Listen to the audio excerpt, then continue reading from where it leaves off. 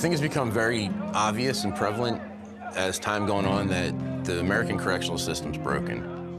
You see guys that I deal with on a daily basis that have 2, 3, 4 state numbers, that it seems like they come into the correctional system, they get spit back out, and just kind of keeps going with a cycle. So there's no resolution there. I feel like this program is a chance to kind of look through a different perspective, look through a different lens, to see if there's some changes that we can make that could possibly help actually rehabilitating these guys so that when they go back out, they're more productive members of society and not just, you know, thrown back into a cycle where they feel they can't escape and they have to come back to jail.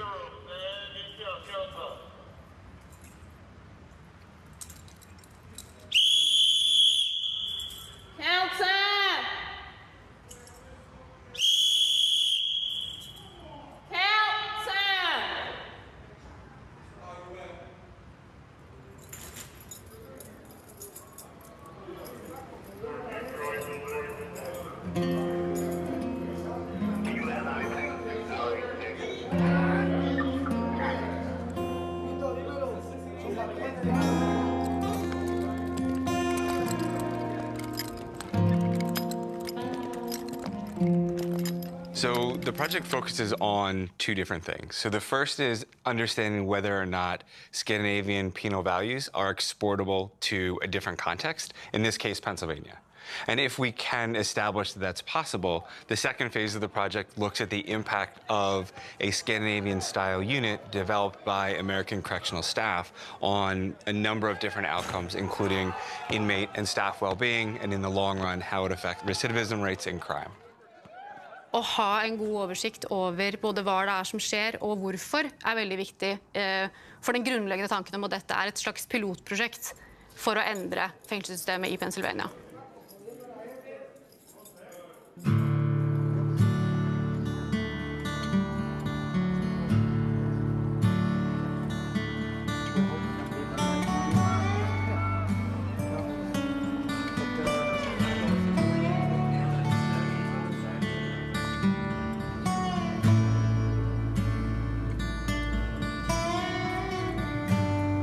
Weapon, weapon, hot water, weapon, weapon, knives wherever they are, weapons, obviously. I'm a massive skeptic to this entire project in general. Like, I came into that being right from the get-go.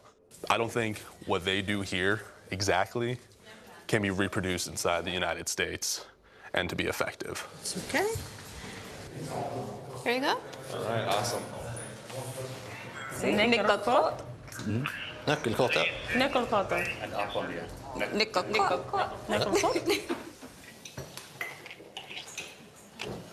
We don't have fish cakes at my job. These look delicious. They look great. The dinner blew my mind. I felt like I was in a completely alternate universe. They sat down and shared this meal together. If you wanted to sit and eat at the table with them, you could. If you didn't want to, that was okay too. You feel comfortable eating with them? Yeah. The staff? Okay. I met the officer outside also. I eat with them. Yeah, indeed, exactly right. It wasn't a little strange at first? Was it a little strange at first? No. I thought that was really big because at that moment, I didn't feel like I'm superior to you or I'm in a position of authority over you. We were all just eating a meal. And it was really nice. We don't ever have moments like that there.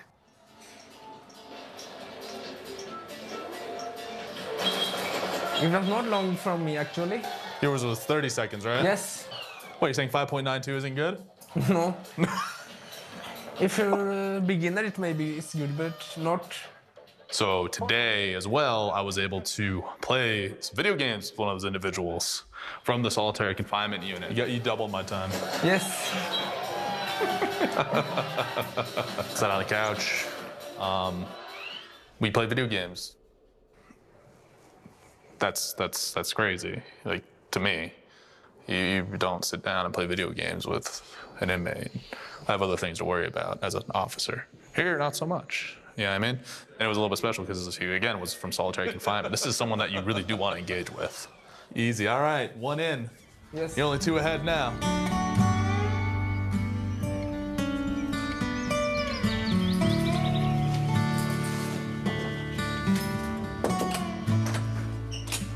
Good morning. How'd you sleep?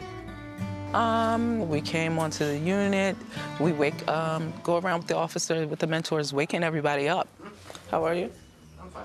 But they do things very differently here. It's very gentle and serene, and they kind of like knock on the door, you know, open it up, the lights are out, and go over and say, good morning, good morning. That part really like stuck with me. Oh, wow. But then I'm thinking, I get the rationale behind it. Who wouldn't want to be awakened in such a nice fashion? I guess it sets the tone for the rest of the day. You're going to be pleasant. If someone's yelling and you're like, oh, I have to hurry up and get up, you might, you know, move through the rest of the day a little differently.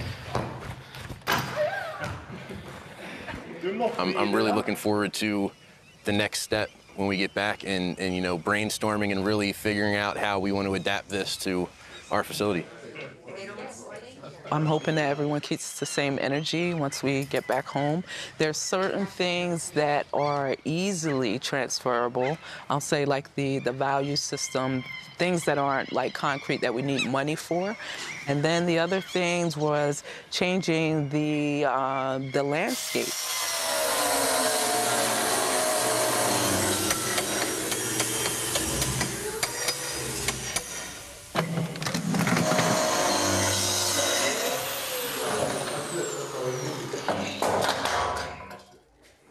We're done.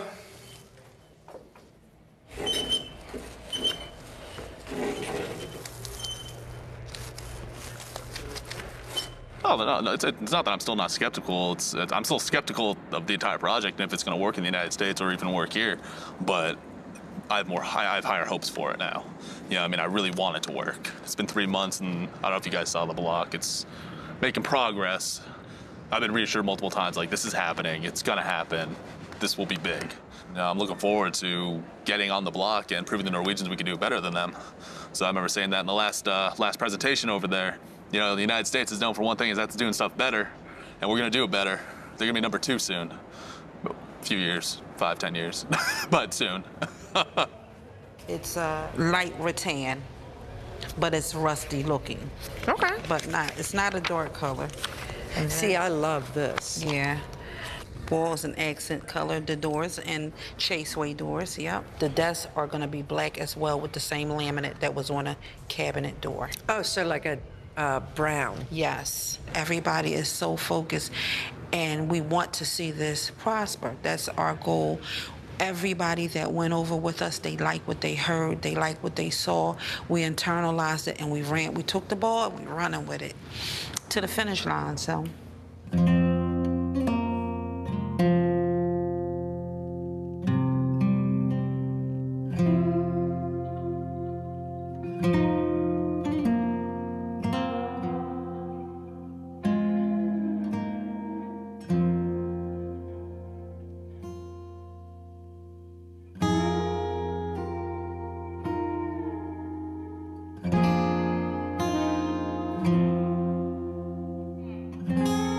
Normally the cells would have a little matching stool that's attached to the wall in the same style, but we put an actual chair so that they can move that around the cell as they want. And again, just having an actual movable chair, and the design on this is a little different, a little bit more artistic, gives you that feel of like something you would actually have at home and not just this sterile, hard materials. Obviously the fridge is gonna probably be the biggest thing that people will notice when they come in, because it's not often you see a fridge in a prison cell. But we felt that with the addition of the kitchen onto the housing unit and the importance of that we wanted the inmates to have a place to store food, especially with our plans of opening a new commissary for them, in which they'll be able to buy fresh fruit and vegetables and proteins and things like that, that not only do we have the fridges in the kitchen for community storage, but also you can have some stuff that you could store in your cell. So in the times, you know, overnight, you might want to pop and grab a snack or something like that. You have an ability to store your own food, and you can still feel like you have ownership over that.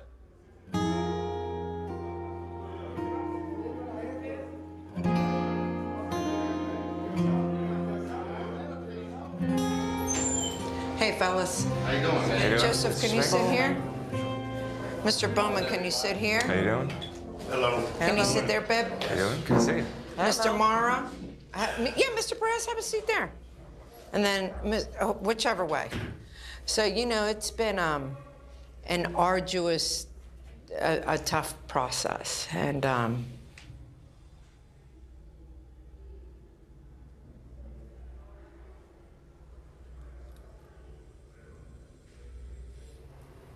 we couldn't choose everybody. Some people had to be eliminated.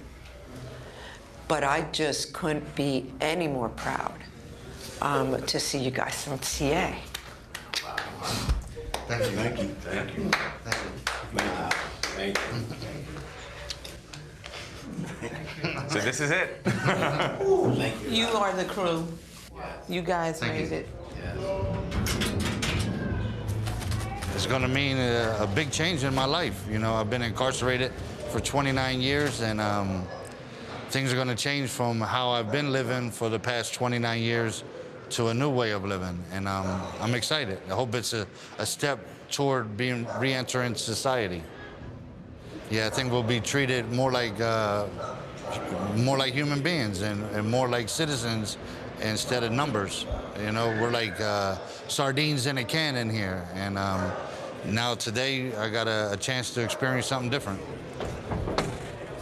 You'll be in an authorized area. Hey, hey, hey. It's quiet over here. Somebody passed out? Mr. Carter, what's happening? Yeah. Somebody passed out? You know I'm trained in CPR, first aid and defibrillator. Prison has really changed. Prison has really changed. Welcome, welcome. And see, I've never seen one of these.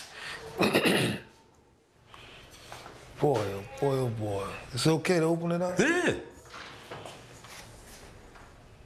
My reactions is great. You know, like I said, I still got like jitters, chills, because I've never seen anything like this before. And I was just telling him all I've ever seen was dark, dismal, you know, places. You know what I'm saying? And the aura in the whole place is just thick and dry of violence and stuff like that. But to come into this brightness and warmth, this is something that I hope will continue to go on after I leave, you know. It is a stepping stone. Important. Good to hear that. Good to hear it. Give me top 3 emotions. Excited, grateful, and overwhelmed. Nice. Really good. Cool? Yeah. I'm so happy to hear it. When you take your gloves off, I want a high five. All right. All right. Lord, we thank you for this opportunity to come together. Lord, we thank you for the food that's been provided for us. And we ask that you will bless it, dear God, and may we all be ever mindful of the needs of others, Lord. And we thank you for what you're doing, what you've done, and what you're going to do through this program. Amen. Amen. It's the first time I shared the meal with an inmate. Yeah. It's kind of funny because when we were in Norway, the prison I worked at was called Ila, and that was the first time I had the opportunity to eat with people who were staying there. So I left there completely blown away because doing anything like that here, I would have been fired. Right. So, Right away. When you went out there. I'm so glad you said that, because now if I open this song... You can have some. You can have some. No, please have some. No, I drink water. Thank you. That was perfect. I've been in, as I said, I've been in jail 31 years. For the first time, I had a meal cooked in the oven. Stromboli made in the oven. I had just got finished eating pancakes with banana in them, and they were tremendous. And that's just something small, because there are a lot more to come on a big scale. The word that keeps coming up to describe this place now is peaceful, and I think that's a big deal. And seeing these guys, I've all these guys that came over here came off of the block that I've been working regularly for the past couple of years. So for the most part, all of them, I've developed somewhat of a relationship with over the past few years at least. And they were all well-adjusted, mature, laid-back guys to begin with. But seeing them over here now in this environment, I could see for that whole weekend, especially for a few of them, like it was really taking some time for it to sink in that this was real and that this is the environment they're living in now. It was a lot for them to take in. I could see it being overwhelming for them in a good way.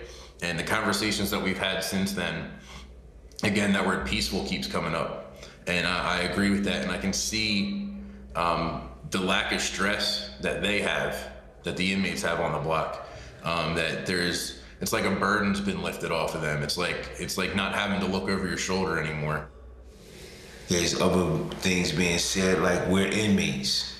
Who do we think we are? We don't deserve this, we don't deserve that.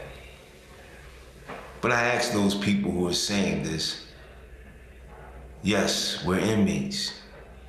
But the biggest thing is, we're humans.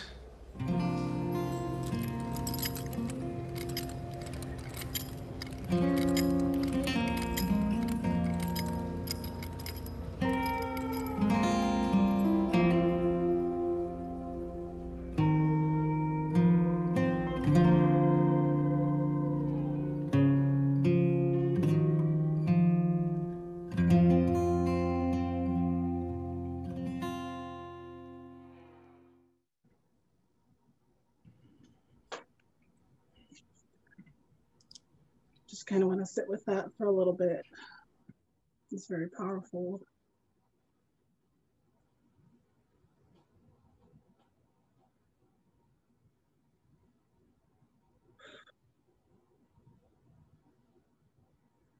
So I've probably seen that. I've seen Breaking the Cycle about 3 times, and I've watched that extended preview more than that. It's incredibly powerful documentary, both of those. And as you saw, and also it's, they're directed by John Stark and Thomas Lind. And you saw at the end that they had to stop because of coronavirus, but they will continue once it's over. So I just want to thank them for that work that they've done. It's incredible. It's amazing what changes when you start treating people like human beings. And you can really see the difference in just their behavior in that short 16-minute preview. So we have some new folks who have joined us. I just want to go over again some logistics. So again, first of all, welcome to our Perfect Prison series. This is a series, our first panel of a series of panels. We are addressing the realities of the Department of Corrections, Alaska Department of Corrections, and talking about some innovative solutions that are taking place internationally. We have an amazing, amazing panel, people with lived experience, the experts on the subject. And so for logistics, questions. So first, everyone, if you have not already, please mute yourself. You should automatically be muted. We will spotlight the panelists here in just a moment. If you do have questions at the end, we will do a question and answer. Feel free to ask your questions throughout. We will not address those until the very end. We do have Bessie Odom and Will Bean, who you can send questions to privately. If you want to send an anonymous question or just a question in general, you're certainly welcome to just post questions to everyone, and Will and Bessie will note those down and then lift those up to the panel when it's time for Q&A. Both Will and Bessie have a question in parentheses behind their names, so it's easier for you to find them. And so with that, I will hand it over to Will Bean to do the land acknowledgement. Thank you, Justina. We would like to acknowledge that Alaska's Poor People's Campaign are hosted in the ancestral and unceded traditional territory of the Dena'ina people. The indigenous peoples of this land never surrendered lands or resources to Russia or the United States. We acknowledge this not only in thanks to the indigenous communities that have held relationship with this land for generations, but also in recognition of the historical and ongoing legacy of colonialism. And in the chat, I've posted a couple great resources where you can check out whose lands that you live on. I'm not sure if it works internationally, but we have it, so thank you.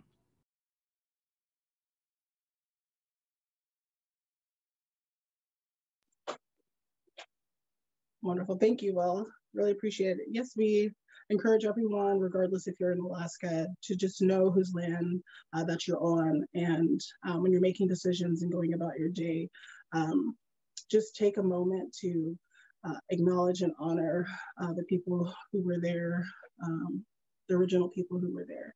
And so that's why we do the land acknowledgement. And that's an excellent resource. Well, thanks for sharing that with us. So we will begin spotlighting our 9 panelists. And let me see. I will hand it over to Autumn, who will be our host. Autumn Smith is our host today. So Autumn, whenever you're ready. Good morning to our panelists and attendees. My name is Autumn Smith, and I am a community advocate. Most people are familiar with me for my advocacy in the community with families and youths involved in the Child in Need of Aid court system, and in my professional capacity as human trafficking case manager at Alaska Native Justice Center. We are going to move right into our introductions, and I believe we're going to start with Dr. Abdel Salam. Good morning or good afternoon, everyone. First of all, I want to say that I'm honored to be part of this panel. Thank you to everybody for being in attendance. This is an incredibly important issue as our correctional system continues to spiral in the wrong direction. My research has been centered on prison-based reform, specifically looking at the implementation of evidence-based outcomes. I feel fortunate in this panel to have experienced both research at Halden Prison in Norway, which is the site that's shown in Breaking the Cycle. Done research there, working with individuals who are incarcerated. I've also had the privilege between the years of 2016 and 2017 of doing the same with individuals incarcerated at SCI Chester, which is the location of the documentary being presented, which is fascinating. So I'm grateful to be here and to have the opportunity to participate in this discussion.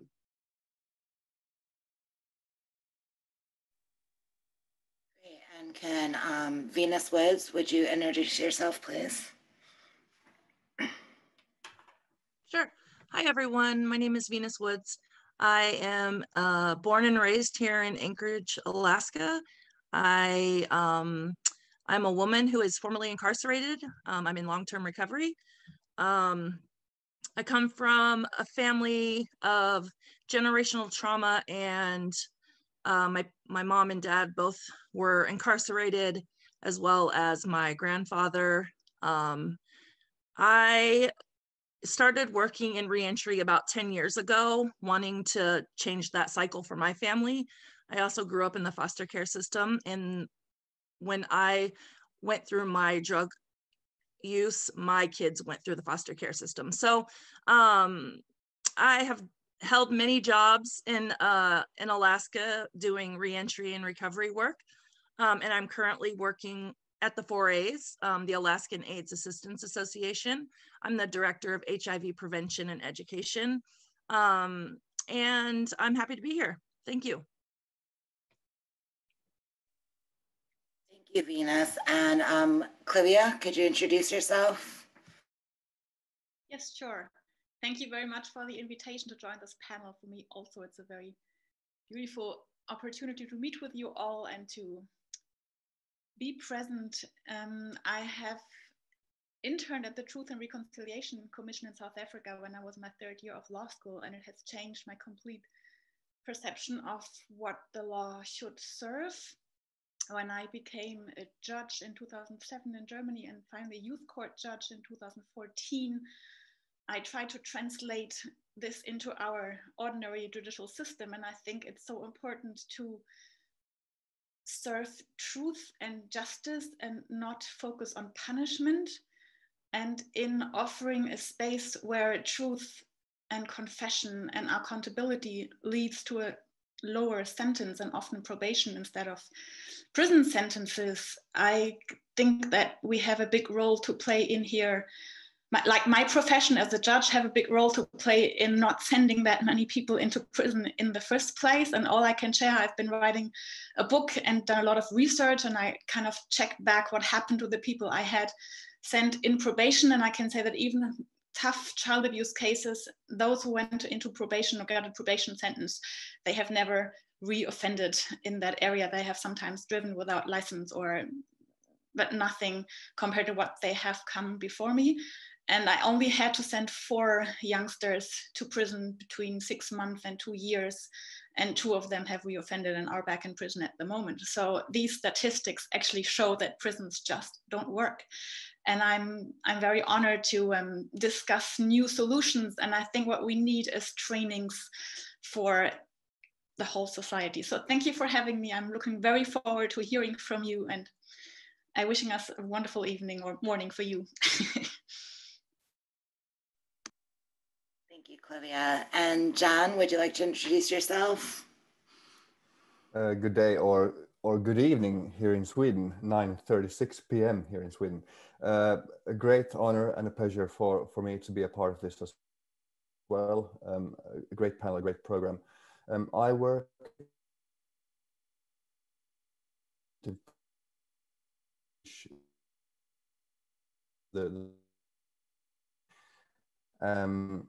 usually work with our panelist Thomas Lind, who is here as well, with documentaries where kind of 2 worlds or 2 cultures, different values meet, and our goal is to usually to examine what happens when 2 different worlds meet, and what can we learn from each other, and how can we inspire each other, and so on. So we've done a couple of prison and criminal justice related documentaries, and so I think we'll talk about that more in a bit. But as I mentioned, it's a pleasure to be a part of this panel. Looking forward to it. Thank you, John. And Thomas? Yeah, nice to meet you all, and thank you very much for having us. Thomas Lind, I'm a developer and director working at Swedish television at the moment, been producing content for 20 years. Some of our work have been social documentaries, and they have been globally distributed, and we are very thankful for that. I'm very happy for that. They are produced, as John said, with the view of giving a new perspective, giving fuel to meaningful debate and progressive discussions. And we are I'm immensely proud that our work so far, the films we've done, have sparked that debate and amongst individuals, but also politicians and decision makers have used the films to discuss incarceration and the philosophy of prisons. Looking forward to this panel. Thanks again. Thank you, Thomas. And Kara Nelson, would you like to introduce yourself? Sure. Hello, everyone. What an incredible honor to be here, not just with the panelists, but so many of you who are attending, that we've been able to really walk this out. We have so much more to do. I'm formerly incarcerated, 20 years in active addiction. My last release date was June 1st, 2011. And I hit the ground running with many who are here right now. It's been a long process, just as obligated to continue smashing narratives and bringing solutions and working together And we're very fortunate to have many in Alaska, again, who are on this, in the audience right now, that have been able to really change the narrative in ways that will never be forgotten. So no matter what the administration, no matter what happens, we will never stop, whether that's policy, legislation, implementation of internal policies, which is, I think, where it's at. There's internal policies that can be changed that do not have to be in legislation. As someone who's formerly incarcerated, a woman in long-term recovery, 3 kids who also had to carry the felonies that I will carry for the rest of my life, we just have to do more. We're here, we're doing it. Thank you.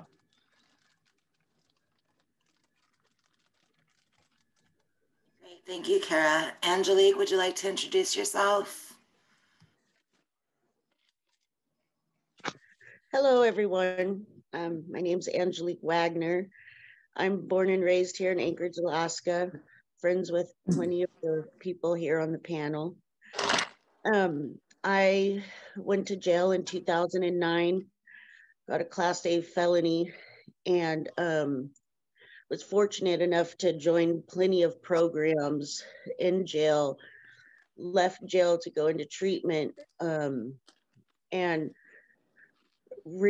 rehabilitation and recovery groups and plenty of support from people. I was fortunate enough to get rid of a 30-year addiction, and my life is pretty successful right now.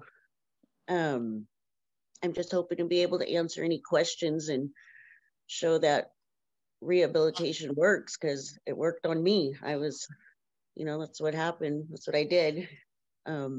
I hope I can help. Thanks for having me.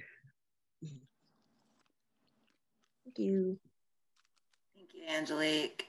And Taria, would you like to introduce yourself?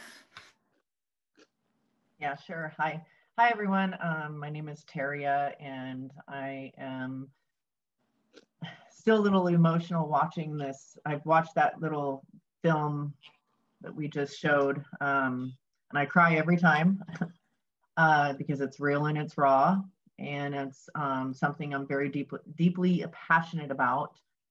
I am a formerly incarcerated woman, and I am a product of the foster care to prison pipeline. I grew up in a home that was extremely abusive, raised by people with substance use disorders.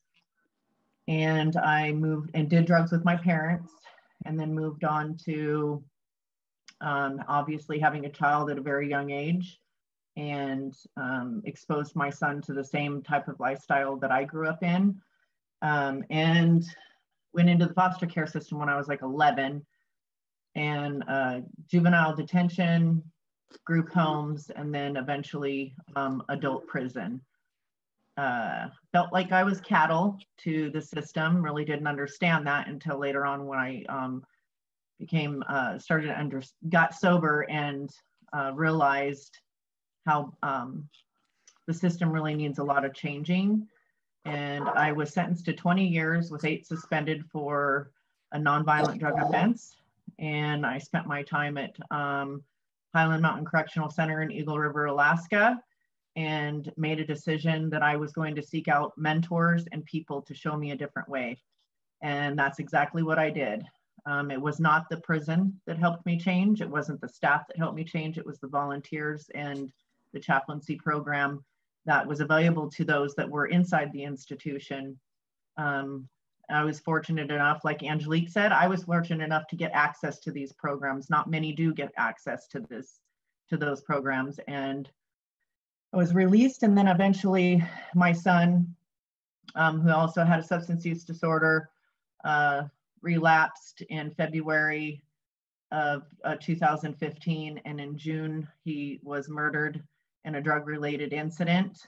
And I hit the ground running to raise awareness on addiction and breaking the stigma and restorative justice practices that will start healing people and reinvesting money into programs rather than throwing people away. And I was fortunate enough to participate in a victim offender dialogue in August of 2018, where I sat down with the man that killed my son, and it was filmed for a docuseries for CNN called The Redemption Project. And I'm just really glad to be able to be a part of this panel and share my experience and bring solutions to the table. Thank you.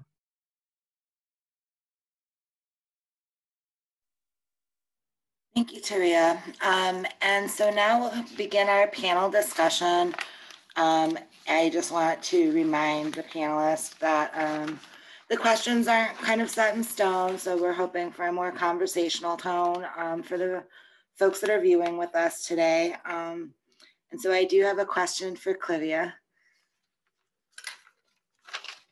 And that question is, Clivia, the United Nations High Commission for Human Rights declared within the International Covenant that it is a fundamental right of all people to social protection and to an adequate standard of living and to the highest attainable standard of physical and mental well-being.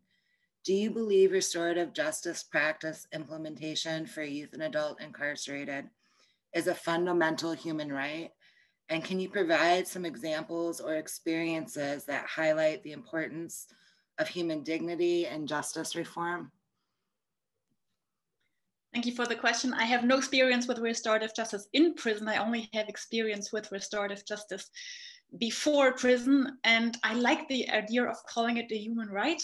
I do strongly believe that, yes, it works. And let me give one example. I had sent one file to a restorative justice conference where a father had pretty severely hit his stepson and his son. And both boys had been taken out of the family as a result.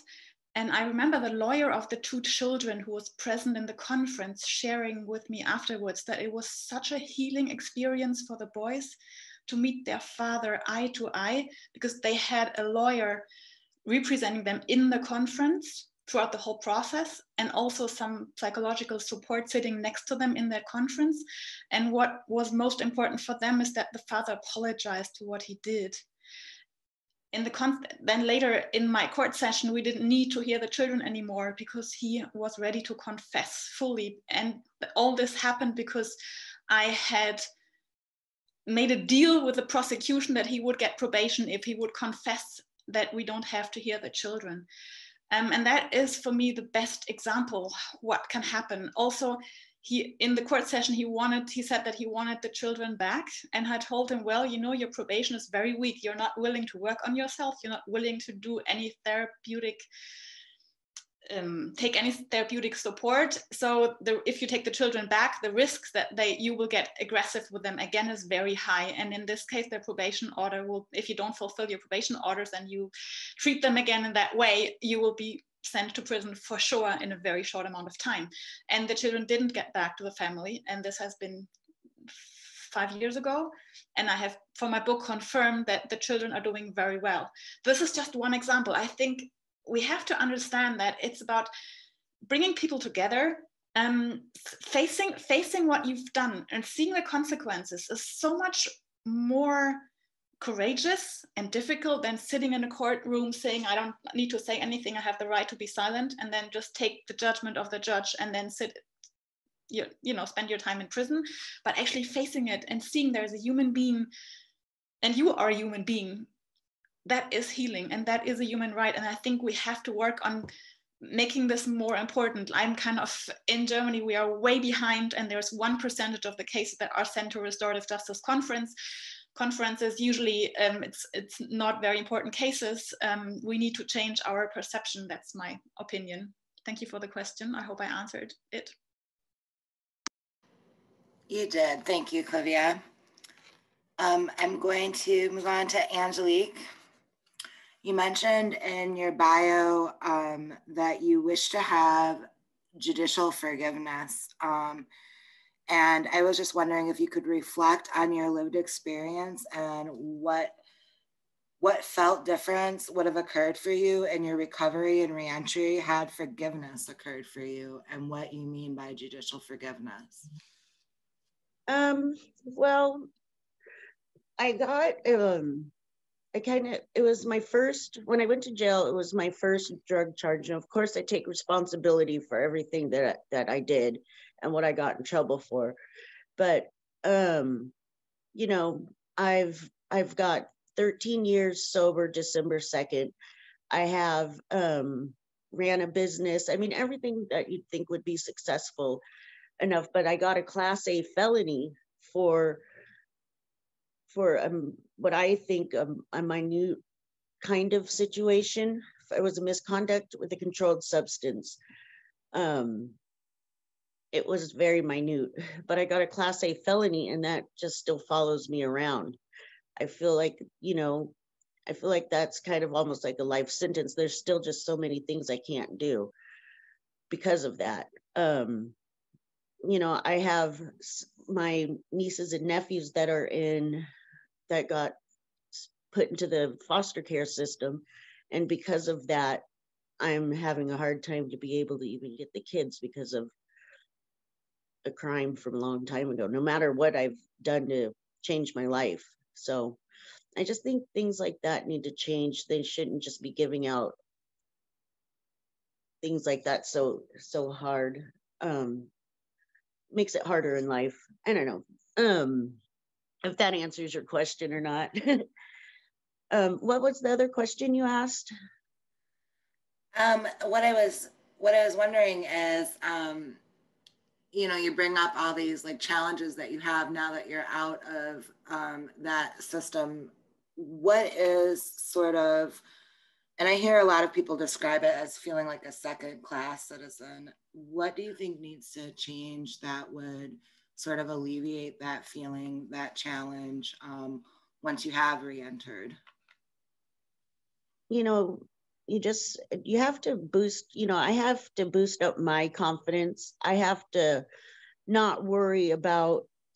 try not to worry about what people think of me. First of all, what helped was not being embarrassed about telling people about my past. I think that it needs to get out there more that, like, I've helped a lot of women and men that's gotten out of jail and out of treatment to get jobs, and where people were more acceptable to hiring people that have a criminal background. And I think it helped because of being a role model, getting it out there that people, just because they have a past doesn't mean they're not worth hiring or renting to.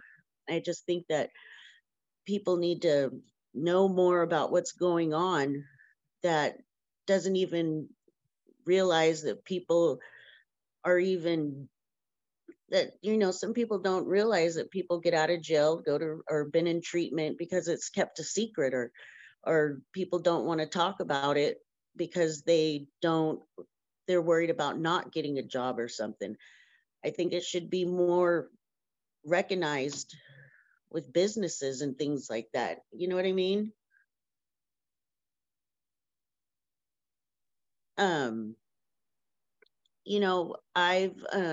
I went with my boss one time to a women's business meeting, and I got up and told my testimony to them, told them about how I started working for Lori, for my boss, and about 5% of those women there that own those businesses started hiring people and not minding that they've had a criminal background and things like that. So I just hope that, people can start recognizing that just because you've made a mistake, you're worth getting a job, or worth getting an apartment, or worth getting a second chance. I think it shouldn't be labels just slapped so hard on people. After 10 years of being, doing everything I could do to get my life together, you'd think that, I still wouldn't get looked at as a second-class criminal. Did that help? Did that answer? Yes, thank you, Angela.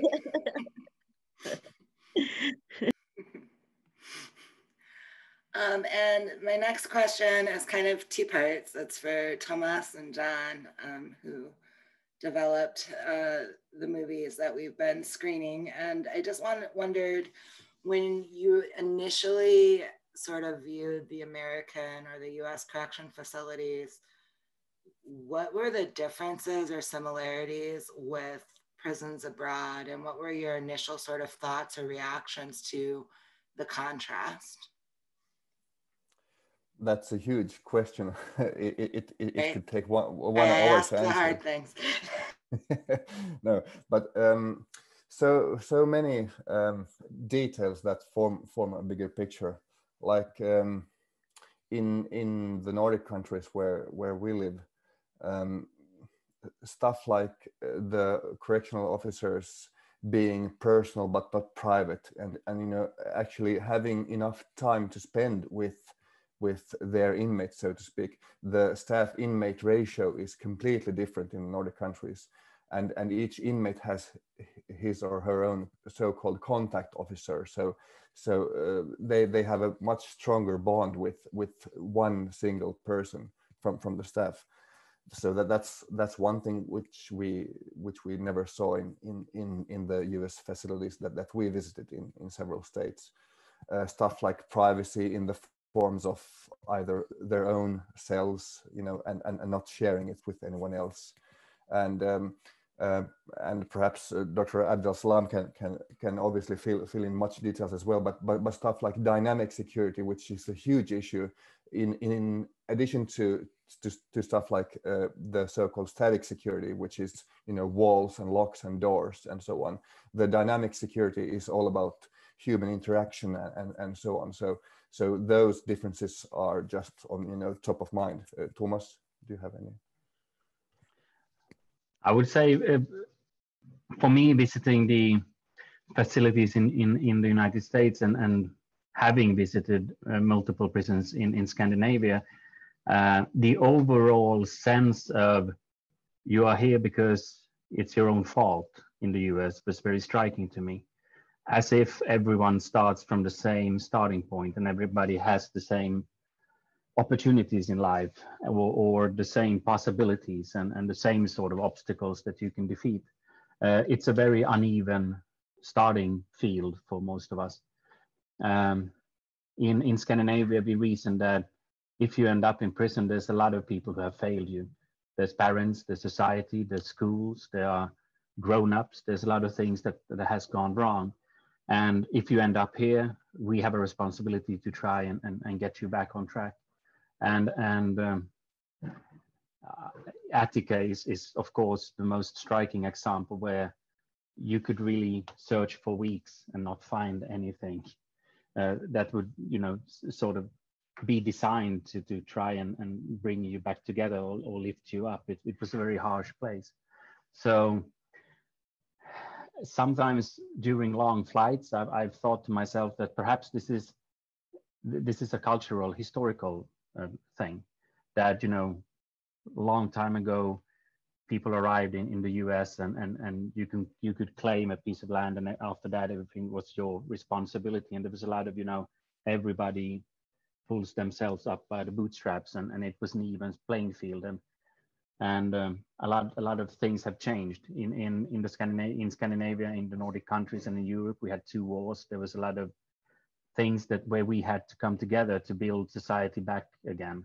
So perhaps there's some clues in why we think so differently or reason so differently in that, but I'm not sure. But that is something that is a striking difference. The sense that it's your own fault in the US, whereas in Europe and in Scandinavia, we see it as a collective failure that you end up in prison.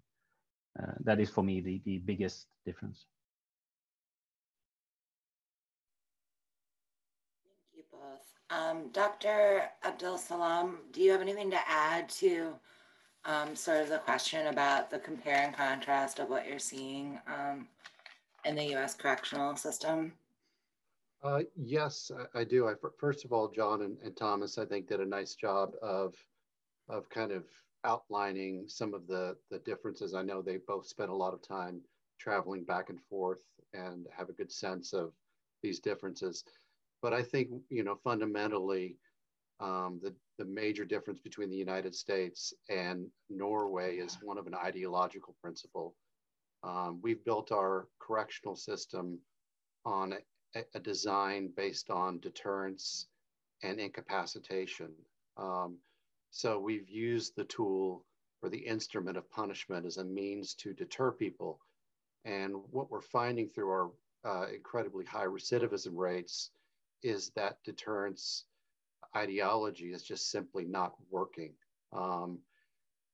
In comparison, in Norway, you know, they conceptually look at the person as an individual who's committed a crime as opposed to a criminal. And I think if you translate it, Thomas, if you could help me, the name of their correctional system kind of refers to criminal care.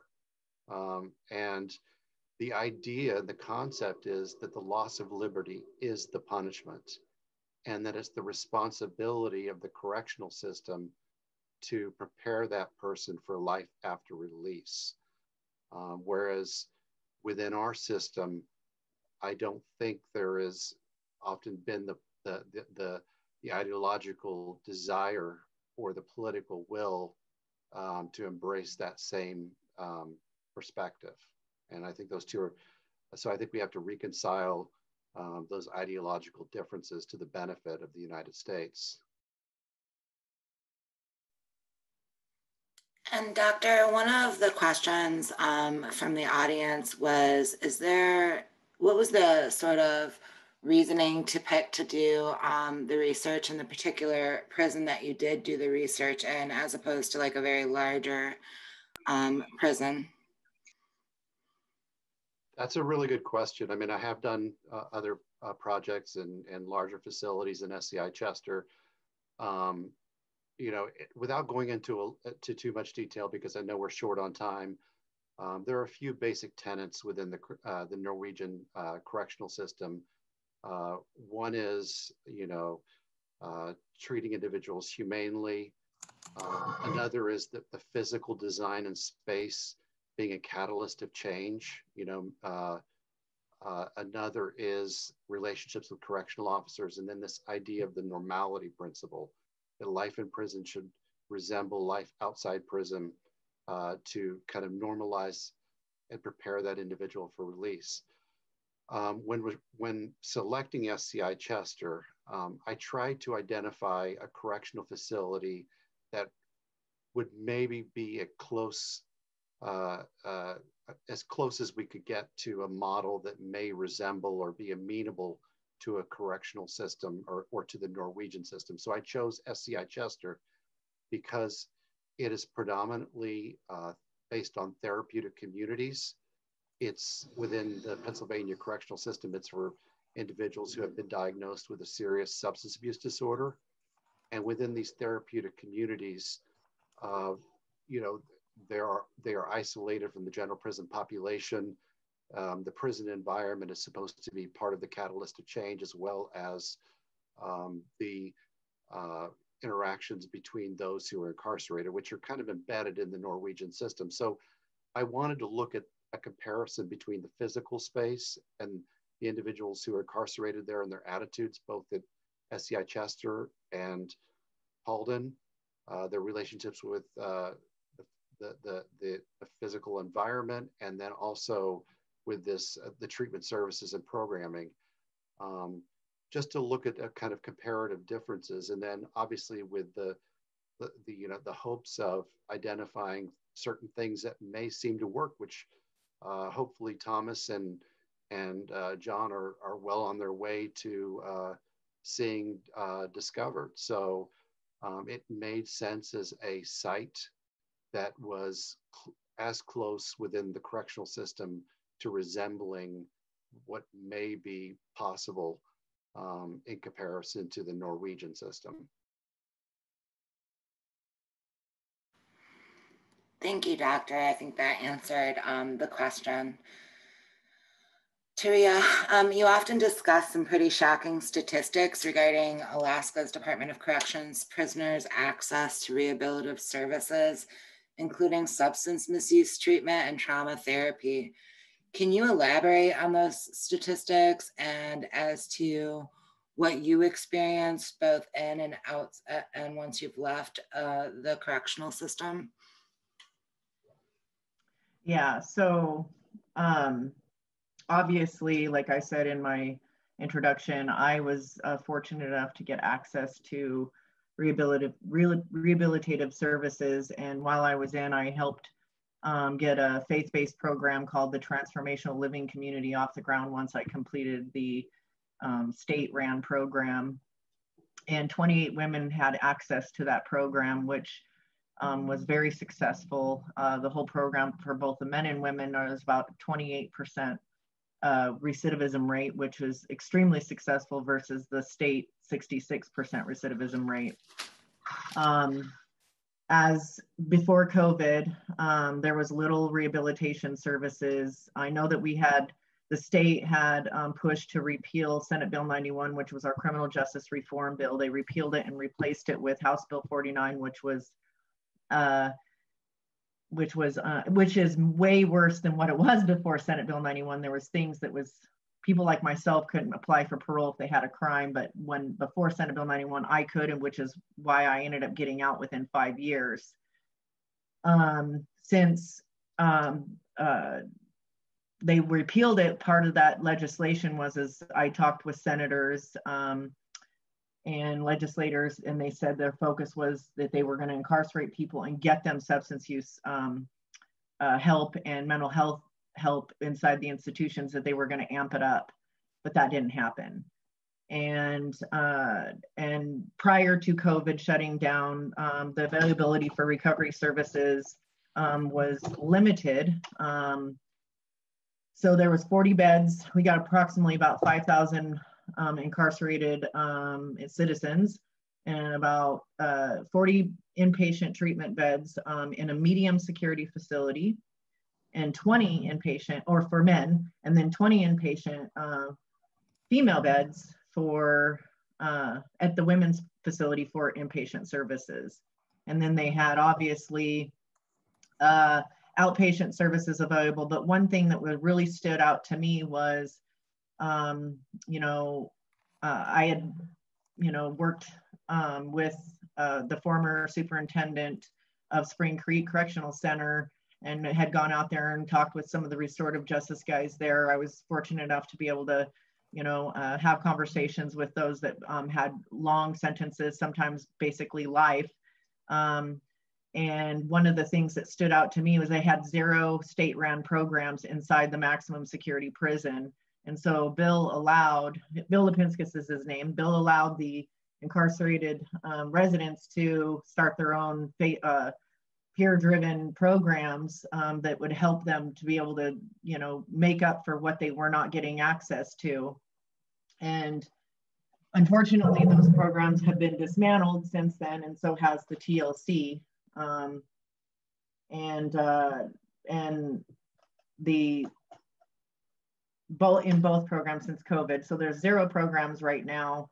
And I think once the COVID stuff lifts up, I think that it's super important that we hold those that are in positions of power, legislation that focus on the budget, to make funds available for those that are incarcerated, and be able to have more programming that addresses substance use issues and mental health issues, rather than it just being small amounts of access, because about 9 to 11% of those incarcerated actually get access to these programs, which means if they don't get access to them, they end up getting released. They're basically warehoused, nothing changes. They don't get a transformation in their thought process or their heart process or anything like that. They just get released either the same or seasoned, which was the case that happened with the kid that killed my son.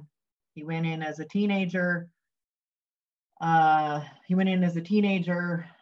Was sent to our maximum security prison, and didn't know what drugs was. He went in on a nonviolent driving offense, and he ended up becoming a gang member and a full-blown drug addict. And he was released into the community, where he basically kept reoffending, and his behavior escalated, and he killed my son in 2015.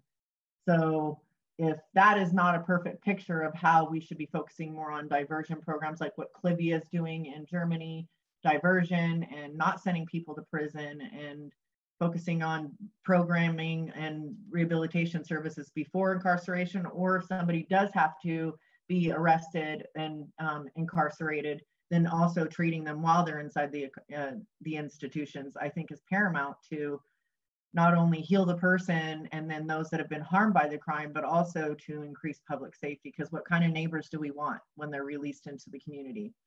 And unfortunately, that's not happening here in Alaska, and it doesn't happen very much in the rest of the United States.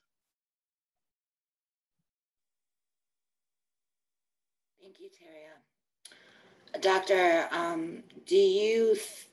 have you observed like whether these practices, these evidence-based practices or restorative justice practices are utilized with consistency throughout the U.S. correction system?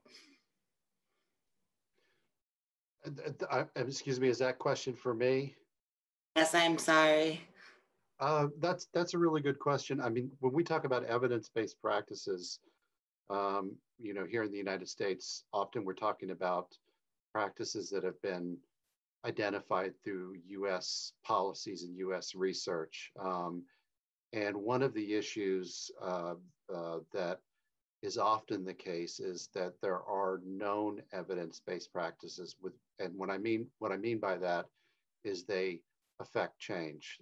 They improve outcomes for substance abuse disorders, for mental health disorders, for recidivism rates. The problem, I was involved in a large project sponsored by NIDA, where a lot of these correctional systems are simply not operating or implementing these evidence-based correctional systems. So we haven't even got to a point where we have the penetration of proper evidence-based programs. So that is one limitation. But I also think, when we look at places outside of the United States, there are a lot of concepts in places like Norway. Just directly speaking to my research at both SCI Chester and Halden Prison in Norway, one theme that continued to emerge was the value and importance of correctional officers. Correctional officers, there are many good correctional officers here in the United States that are well-intentioned, but the training they receive pales in comparison to the training that's received in Norway. I mean, and the functions of a correctional officer in the United States are much more limited to, custodial functions and security and things of that nature. Whereas what I found fascinating, and one of the things that individuals in Norway that I interviewed spoke to, was the way in which correctional officers could be part of the treatment process. They are there on the front lines. They're there in the housing units every day. They're familiar with the treatment plans and the future goals. And they serve as a source of support and motivation. So, one of my greatest takeaways, and one of the things that I think Norway has, the greatest potential for contribution here in the United States, is simply redefining what correctional officers' duties are. I think we can expect more of correctional officers, but it will require an investment. Many people who want to go into the criminal justice system want to go into other avenues of the correctional system. Oftentimes when I speak with my students, they say they want to be police officers, they say they want to be lawyers, but when you get to correctional officers, nobody raises their hands. And that is a problem, because if you think about it, these individuals have the greatest amount of contact with these people. Officers' contact is fleeting. The court's contact is fleeting. The contact of a correctional officer can last over months and years. So they have the potential to make a dramatic impact. And I know at SCI Chester, and maybe Thomas and John can speak to this, one of the things that they wanted the correctional officers to understand what they were going through in terms of the recovery and the difficulties and the challenges of sobriety and you know, just being there. And I think that's a really important lesson to be learned from the Norwegian correctional system. I would like to add just shortly to support what you're saying, Sami. There was a situation I remember while filming in Norway. There was an inmate that had been transferred into Halden prison, and you would presume that he would be overjoyed to be in this new facility that is very lovely and nice. But when we interviewed him, he said he absolutely hated it there. And the reason was that he didn't know anyone. He knew he wanted back to to his officers and his friends. So he eventually got transferred away from Halden because the relationship that they built was to him much more important than all the nice furniture or design or architecture in Halden. And I would presume that a correctional officer working with inmates that feel that way is a very safe officer, and that there is very limited amounts of violent conduct on that block, because the relationship they are building over the years with training is very powerful and very strong. And it's as Sami said, it's an absolute key to actually helping people. Yes, and one other small thing to add as well, the changes that they are doing in the Little Scandinavia unit in SCI Chester with regards to the correctional officers' roles, that's not, you know, it's a mutual win-win situation.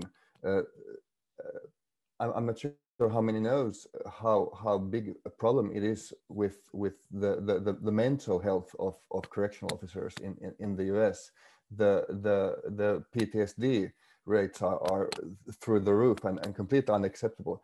So with these types of changes in their roles and better, you know, education and so on, that is also one extremely valuable thing that could actually benefit the correctional officers on a really personal level as well. And it baffles me, to be honest, that the union is in some cases still pretty you know, negative towards any changes. Why? You know, the current system is at least not supporting the mental health of the correctional officers. Thank you all. Venus, you touch upon stigma and prejudices surrounding former incarcerated and those in recovery. Can you briefly describe what you experienced and if you felt supported to re-enter the community safely and successfully? Sure, Autumn. So, you know, there's stigma surrounding people that, you know, have prior drug addiction in their past. You feel it, especially in the medical field, I think, you know, going to a doctor. Still to this day, I have 11 years clean and I still get stigmatized at a doctor's office. You feel it when you're, you know, when you're fresh out of jail and you're applying for jobs and you have that felony on your record because you have to check that box in Alaska. So before you even get to meet the person that you could be interviewing for, they already know that you're a felon. And I think a huge point that I want to make is in the recovery community itself, I feel like I found the most stigma. Whether it's your recovery doesn't look like mine, you know, people that are on medication assisted treatment versus someone that goes to AA or NA. Yeah, I think that we tend to look at people by labels and not, you know, this is a human being. Thanks, Autumn. Thank you, Venus. And Kara, I didn't forget you. Advocates are defined as someone who speaks on behalf of a person or a community. However, out of all the panelists here today, you describe yourself as an activist, which is a person who campaigns for direct social change. What does the community, the system, and or the policymakers reflect back to those in recovery and or reentering society that would inspire somebody to choose activism as opposed to advocacy? Wow, what a question. I was waiting for you, Kara. Good. Well, the first thing that comes to mind is, as someone, and many, again, I've worked with so many and come alongside so many on this panel, we've been out there on the ground pushing and making change and working with Department of Corrections, behavioral health, our brothers and sisters who are still incarcerated. And it's like beating a head against the wall, right? I was actually a part of opening a home for women who were coming home after incarceration, and we hit so much stigma, not in my backyard, legislation, policy, local, state, and federal. And so what I found was it's actually much more effective to influence and build connection and relationships with those that are in power for the overall arching laws and policies concerning housing, concerning education, concerning, voting rights, and just bringing dignity and respect. I'm an Alaskan, we're all Alaskans, and it's not a us versus them. And so really taking it on a higher level, but also working on the ground with my people, because that's me too. It affects me personally, it affects my children personally, it affects my loved ones personally. And so I think Alaska has been in a very unique situation. I love to see Dean and Bill and others on this call right now who actually caught the vision and understood, just like we saw in that clip, when you bring dignity and respect into an environment, there's so many other layers that we can be working on. But until that is a set principle, how can we possibly move forward? We will make little inches here and there, and there is a lot happening. There are a lot of changes that have happened, but to be sustainable, we have to treat people as human beings with dignity. My dignity was ripped away from me while I was incarcerated, and it continues to be outside, although I'm very fortunate to have been able to use my criminal background and my experiences to actually be a resume to bring change, to demand a seat at the table, to also come with grace and boldness, right? And that integrity. And so I'm not speaking for others necessarily, because a lot of times people's voices they've been silenced. And so they haven't even had a chance to speak what they know to be truth, what they know. They want to do better. They want to integrate. They want to be in their community. It's not your community, it's our community. And so I guess for me, it's been really recognizing that to make the greatest change, we just have to be there. We have to show up. We have to suit up. We have to be in the room with people we don't agree with. How are we going to make change if we don't do that? And be able to find our champions and really work with people on a level that goes against the grain of everything that I want to do. I want to scream and yell and just tell them how wrong they are and how ugly it is. Yet I know that's not effective. And the reality, what I found in my journey, is that everyone really does want the same thing.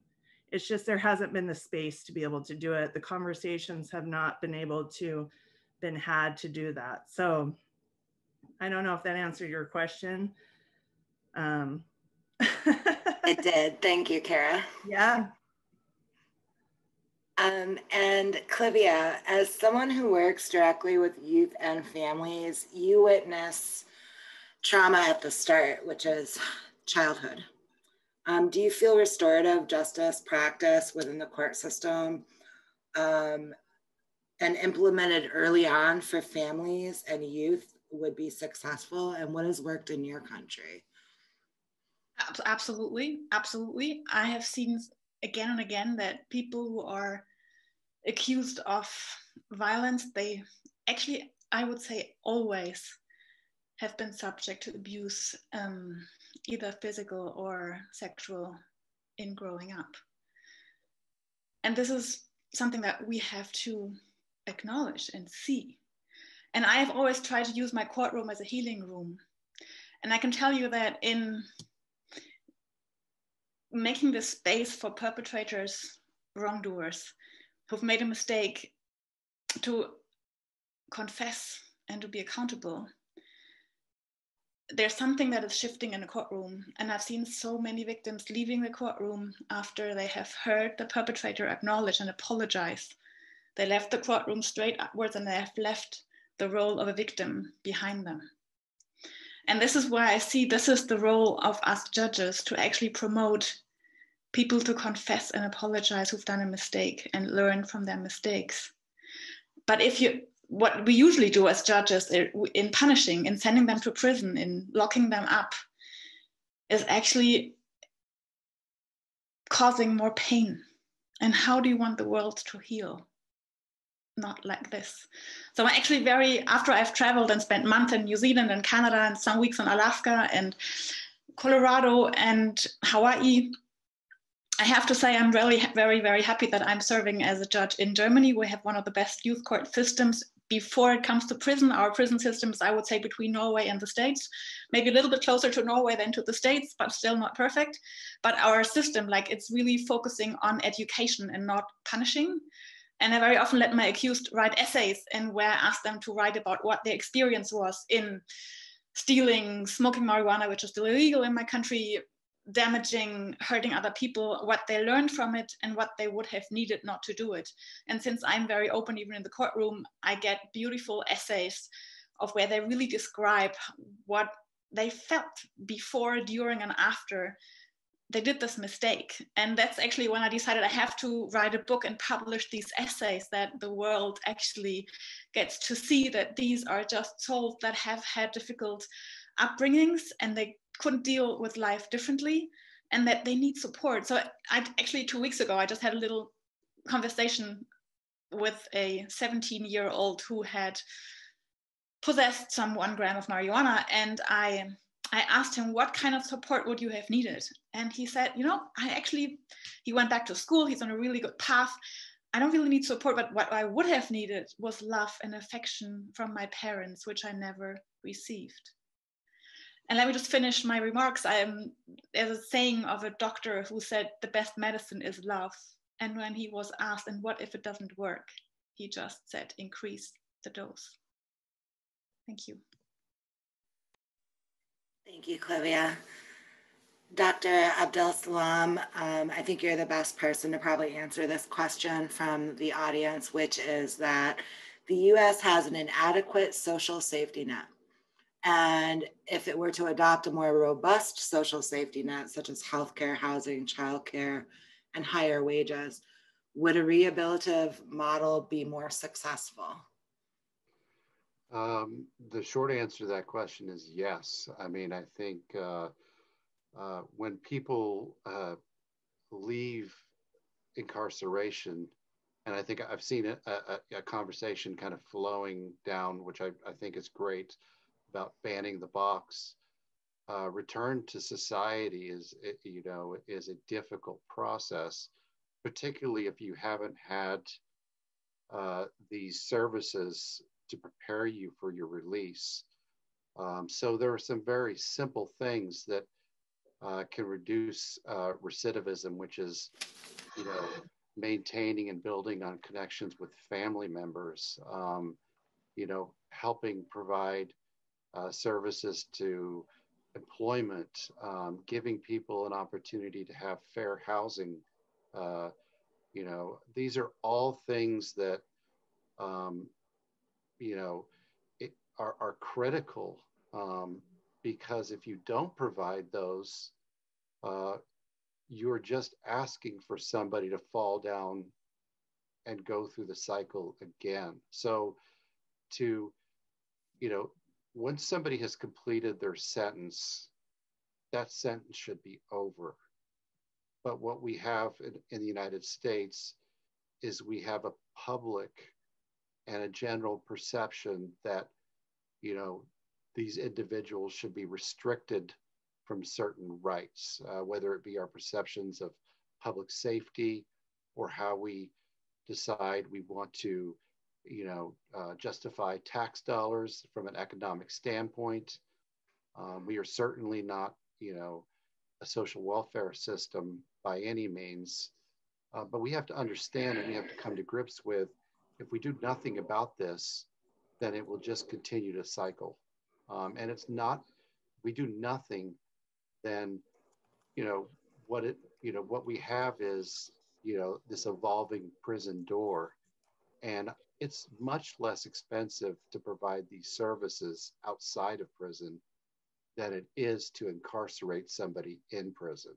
So economically speaking, fiscally speaking, you know, if you want to take away the visceral attitudes towards people who have committed crime, it makes logical sense to provide these services, you know, for these individuals to become contributing members of society, paying taxes, reconnecting with family, and not allowing. I mean, we've heard this with a previous panelist, you know, this intergenerational cycle of incarceration. You know,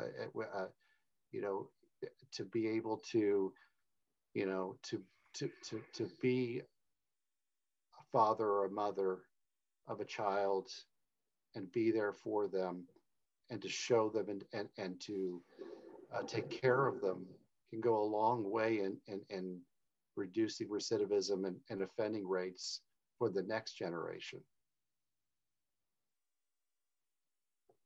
I don't know if that fully answers your question or not. I think it did. Thank you, Doctor.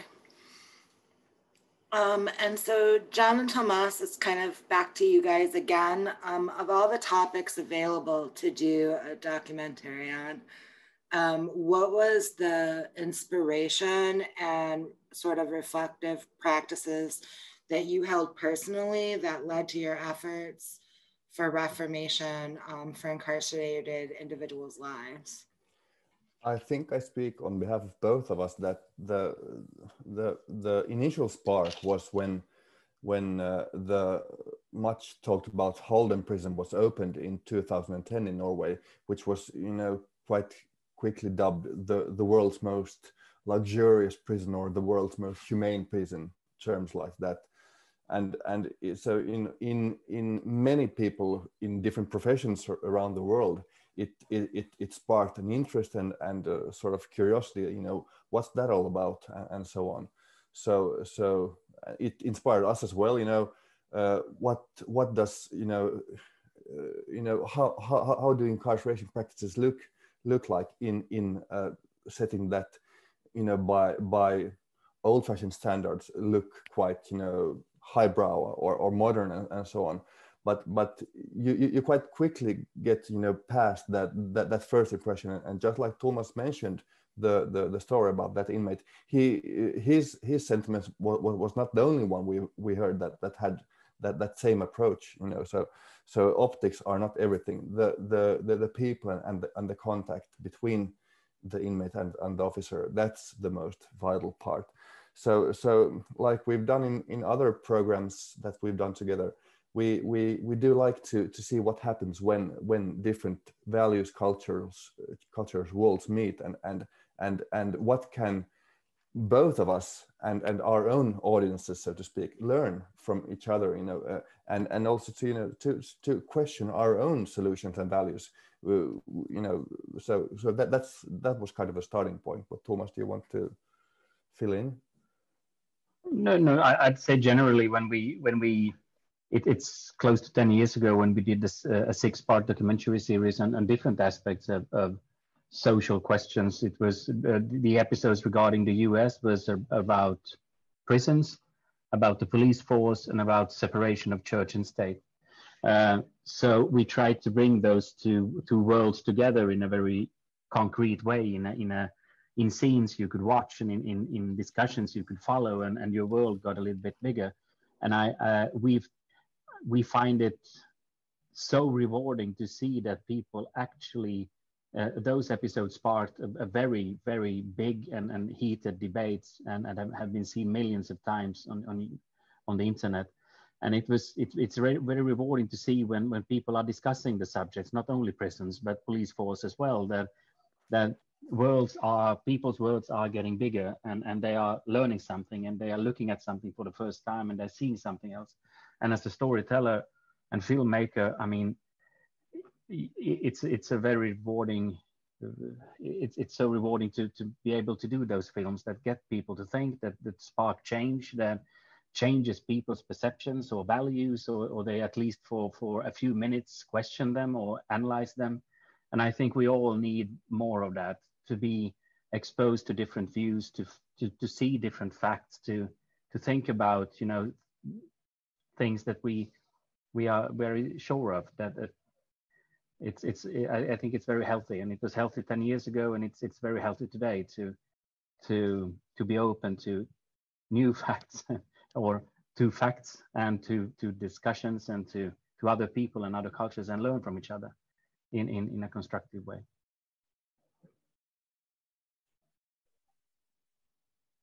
Thank you both very much.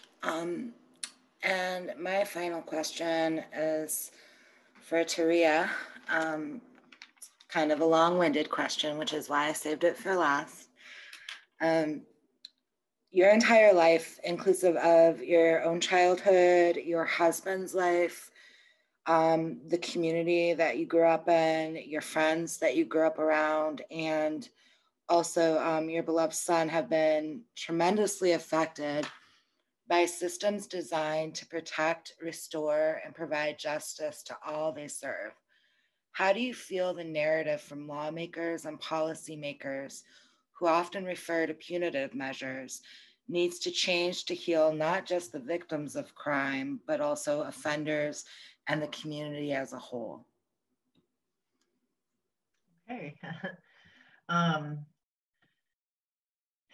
Well, I think that it should be, I think more than anything, it shouldn't be an us and them mentality. We're all human beings. We all live in a community. We talk about, I hear so many people in the community say, when somebody commits a crime, that they have these labels: convict, prisoner, felon, inmate, all those things, which is a label. And they are spoken about like they are not citizens of the community. But they are. They live in our community. We live in your community. And, I think that the focus generally, when crimes are committed, when somebody goes inside an institution, it's automatically punitive. You're less than human. And there's no approach to focus on, what the underlying issue is. The problem is they're looking at the crime and wanting to know how to enact revenge rather than rehabilitation and healing. And the focus needs to change. And when someone like myself, who has been in the system, I obviously had ACEs, which is adverse childhood experiences. I was a product of my environment, didn't know anything different. Same thing with my son. Those things, it's kind of like, I'll give you an example. I had a probation officer tell me one time, if people really want to change their life, then they just need to stop doing what they're doing. And my response to them was, okay, you've lived a certain life your whole life. You've probably got a good education, or you've been given opportunities that other people, you may not have been raised in a extremely chaotic environment. You weren't, all these things that were not you know, that were basically kind of like privileged to, that you did not experience, versus someone like myself who grew up in a home that was extremely abusive. I watched violence in the home between my parents. There was drug use and, you know, extreme, you know, starvation, humiliation, beatings, being locked in a room. Those are the things that I experienced. And then I went into a foster care system and really didn't get any. It was the same thing. I was like money to them. I was staying in there. So I told the PO, I was like, how about, you know, you tell people to go out and just change their lives and do something different. How about taking a view of teaching them how to do that? Because maybe some of them don't know how to do that, and investing in them and showing them a different way. If you don't understand that concept, then I encourage you to quit your job, give up your house, walk away from the very thing that you've always known your entire life, walk away from your children. And I want you to go out and live the life that I lived. And I want you to figure out how you're going to start selling dope, prostitute on the street to support yourself. And I want you to figure out how you're going to get food. Maybe start with panhandling. These are the things that I say because I think that they don't understand that if I said for them to go out and try to live my life, they would be like, how do I even start? Well, they're expecting the same thing from somebody that's inside or has lived a certain life to do the same thing. So in order for things to change, I think that, you know, like they do in Norway, in the Nordic prisons, you can't get a job in a correctional system unless you have a degree. You can't just be working at Walmart one day and 6 weeks later become a correctional officer.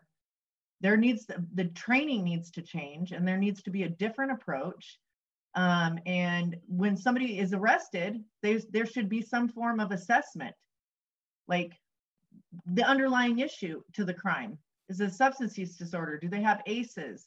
How can we help them? How can we help them heal?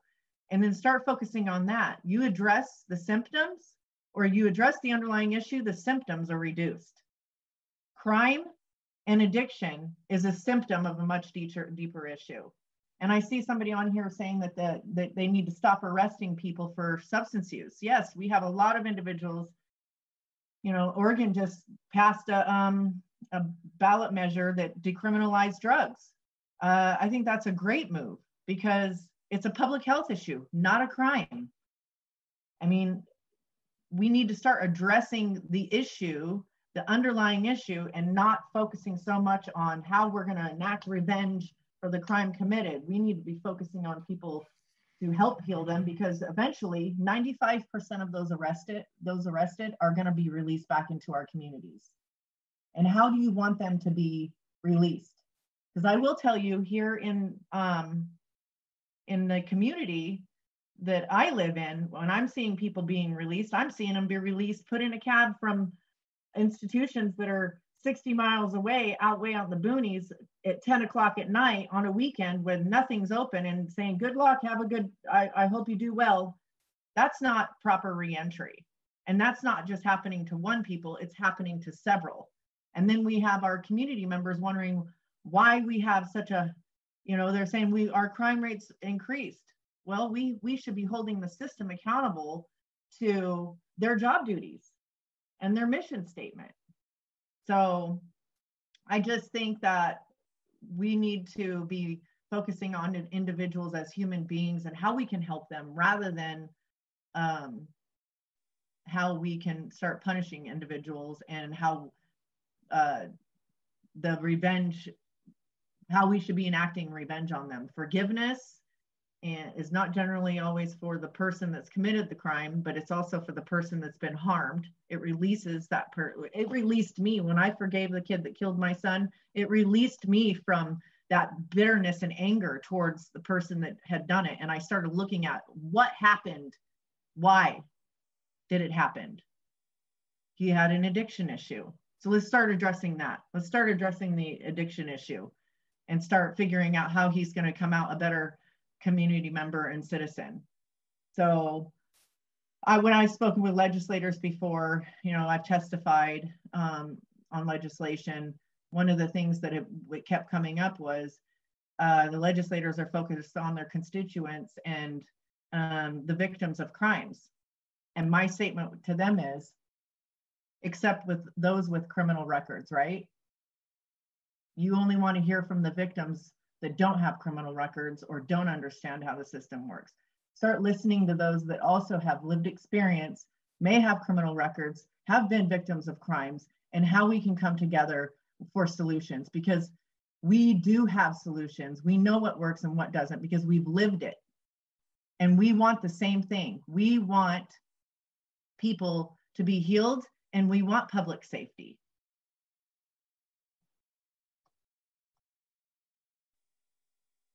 Thank you, Teria. We are going to move into audience questions now. Obviously, we aren't going to be able to answer everyone's questions, but if there are questions, I ask that you raise your hand and I will select you and unmute you.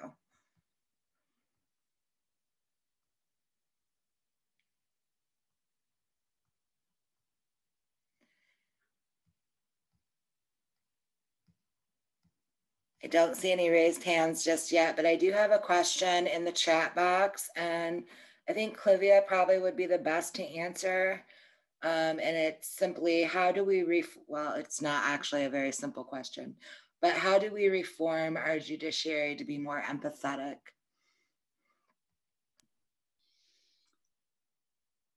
I think we need to train the whole society in opening our hearts, in treating each other with respect. My experience is that people who do have power over other people, the less love they have for themselves, the less compassion they have for others. So it starts with every one of us in loving ourselves first. And in doing this, we can be an example and others can catch it from us. And also I want to point to, we are so trained in thinking that punishment is the right reaction, but it's actually new. If you look at the history of humanity, you know, before, like, punishment came in the 12th century and prisons only the 16th century. So it's actually very modern. That means that we can change and go back to what has worked for thousands and thousands of years, and that has been sitting together, talking, finding a solution that works. And in indigenous cultures, it's some of the cultures don't even have a word for punishment. It's about healing, it's about counseling, it's about making people accountable, it's about paying back what they have damaged. It's about real rehabilitation, not what we think rehabilitation means, like sending people to prison. So I think there really needs to be a complete change in education, in training, in being with one another. There's a Maori saying that it's people, it's people, it's people. And I think we really need to come back to, we are all people, we are human beings, and we don't have the same chances from the start. And we need to support each other. And they have a beautiful word in the African languages, Ubuntu, which means humanity, which means I depend on you. Without you, I can't be. And I think our capitalistic systems have left this behind. And it's really, really important, if we want to keep this Mother Earth as our source of life, we have to change our behavior. Otherwise, there will just not be much life possible on this planet. That's as simple as that. Either we get the lesson in time. And I actually envy all the countries that have indigenous people living on their lands still, even though highly traumatized by colonization, because they know, they still remember. They are still much closer to these old peaceful conflict resolution models. So if you take them back in, if you ask them, if you listen to them, if you get inspired, this world would look so much better. Thank you. Clivia, I have another question from the chat box, which I think that Venus and Kara can probably piggyback on and sort of explain their thoughts on. One of the audience members asked whether sort of these wilderness style restorative programs with holistic components are successful with folks that are reentering or not, or if you guys believe that those things would be super important to folks reentering?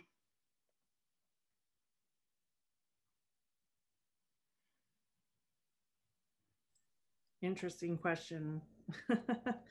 I think that anything that is highlighting a person, and it depends on the situation. Is it a restorative practices wilderness outing? I'm just thinking my son actually went through one of those. I'm not super familiar with them, but I do know that when it was a similar situation, I think that anytime that we are empowering people to step into their authentic selves without all the garbage around them and without all the language and the titles and all the stigma, and if that takes wilderness and nature, absolutely, that's amazing. And I mentioned my son, when he came back from one of these wilderness adventures, when he got in some trouble when he was younger, he was absolutely a changed person. It was a restorative setting, and it was something he would never do on his own. And so I think that and other things allow people to step forward in ways that they could never dream possible. And as we're overcoming, like for myself, I played roller derby. I did other things, that made me like go further and farther than I could have ever dreamed. And that took some structure of people who believed in me and then pushed me forward.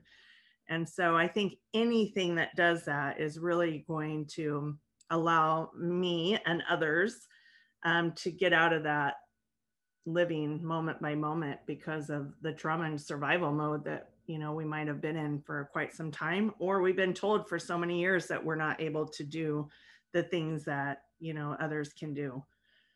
Venus, did you want to add anything to that? No. The only thing I would add is, I think anytime that we take people into the wilderness and let people talk about their emotions and share their feelings, I think we're going to have some sort of healing. I know when I worked at CITC, one of the things we did in our residential treatment program was adventure therapy, and we would take our clients out every day to do something outdoors, and it was one of the favorite things that we did there, and it was very healing. And for some people that grew up in Alaska, in different settings, they haven't had access to being outdoors and cross country skiing and those types of things. So, I mean, I just think that anytime that we can get away from the craziness and get into nature and talk about our feelings, and we can begin our journey of healing. Thanks. Thank you both. And we are going to move into our closing question for all the panelists. I will likely call on you individually. So take a moment to reflect on what can our elected officials do to push for drastic change within the Alaskan prison system? I'm going to give you a minute to sit with that question and then start calling names.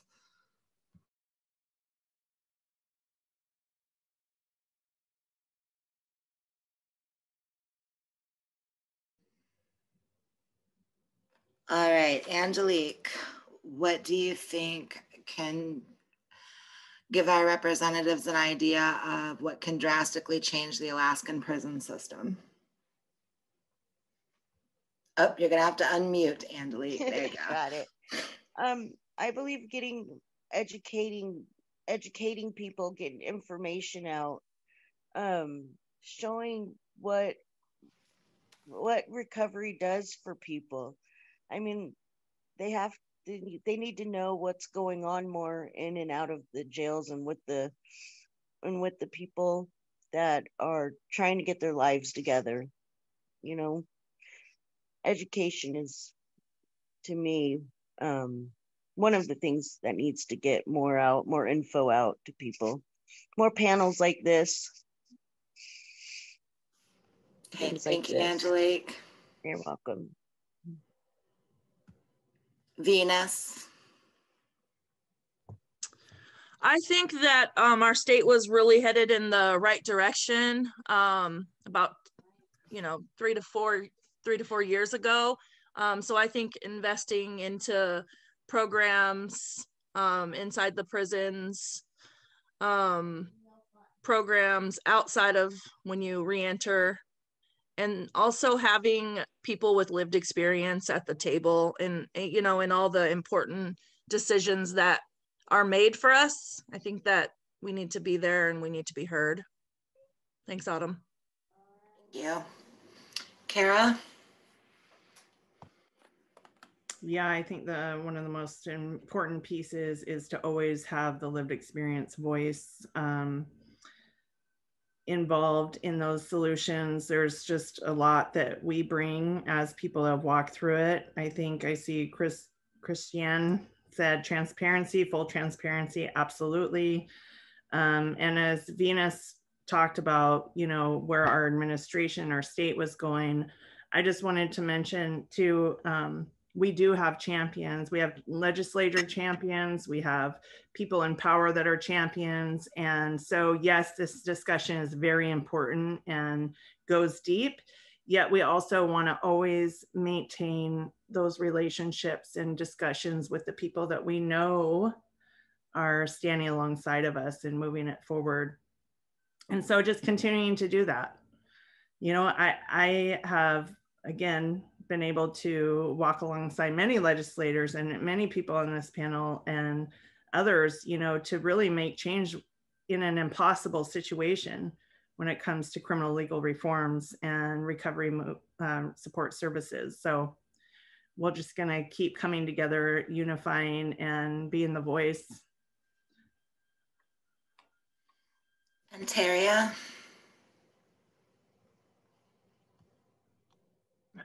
Well, I think more than anything, I hear a lot of legislators saying that they are listening to their constituents. Well, I say listen to every one of us, and that includes people with lived experience. To not just go off of fear mongering or the idea of that there's increased crime, to really look at the data and hear the data rather than just listening to individuals that may not have understanding of how the system works, but also listening to those, Venus and Kara both said, we need to be at the table. I would really love to be at the table myself because I want the same thing. And, I've had people say to me before in the past, well, if you wait till you get your stuff stolen, and then you'll understand how it feels. And I tell them, I do understand how it feels. I had the most precious thing stolen from me,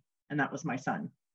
So if I can offer any help or advice with the legislators, I would just say that we really want to be heard also. And we do care about our public safety, but also think logically and look at the data starting in 1972 all the way up to now, which is available on the public safety, all the data that talks about the crime and the population, the per capita, and really take a look at the truth of what's happening and how, not just that, how we can start focusing on what's happening inside our prisons and how we can start helping individuals come out healed and good neighbors.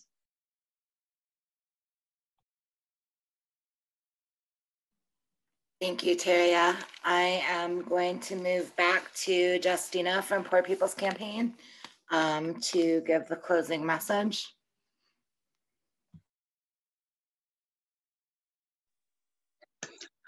Wonderful. Thank you so much, Autumn. I just had to take all that in. That was some really powerful information, a powerful discussion, and just the comments in the chat. I just really enjoyed reading everyone interacting. I just thought it was absolutely wonderful. And I want to thank all of our panelists. You guys did a phenomenal job. I appreciate, on behalf of Poor People's Campaign, we appreciate all the work that you're doing. and just thank you for being here. At this time, oh, and just for a follow-up, we have a lot of, everyone who registered, we have your email. We will send some follow-up links and information about the panelists, and if you want to contact anyone, contact information as well. So look forward to that sometime next week. And with that, I just want to say thank you all, and we are closing out on time. I appreciate it. You guys have a great weekend, and we'll be in touch. Thanks.